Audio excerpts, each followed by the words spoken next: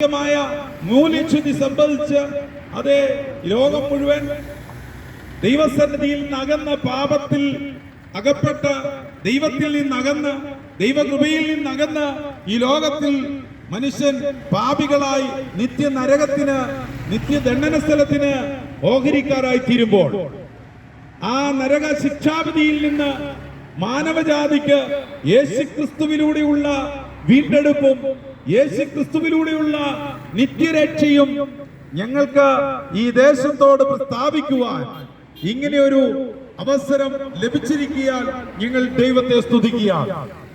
യേശുക്രിസ്തു മൂലം ഈ ലോകത്തിന് സമ്പൂർണമായ രക്ഷ നൽകുവാൻ കഴിയും.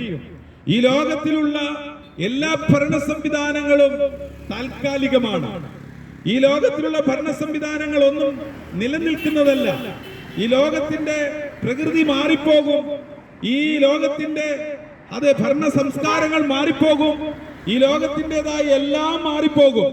എന്നാൽ മാറിപ്പോകാത്ത ഒന്നുണ്ട്, അത് ദൈവത്തിന്റെ വചനമാണ്. ആ വചനം നമ്മൾ കേട്ട് അനുസരിച്ച് ആ വചനപ്രകാരം ജീവിച്ചാൽ നിലനിൽക്കുന്ന നിത്യതയിൽ അല്ലെങ്കിൽ നിത്യ സ്വർഗത്തിൽ എത്തിച്ചേരുവാനുള്ള നല്ല വഴി ഈ വചനത്തിലുണ്ട്. യേശുക്രിസ്തു പറഞ്ഞു, ഞാൻ തന്നെ വഴിയും സത്യവും ജീവനുമാകുന്നു.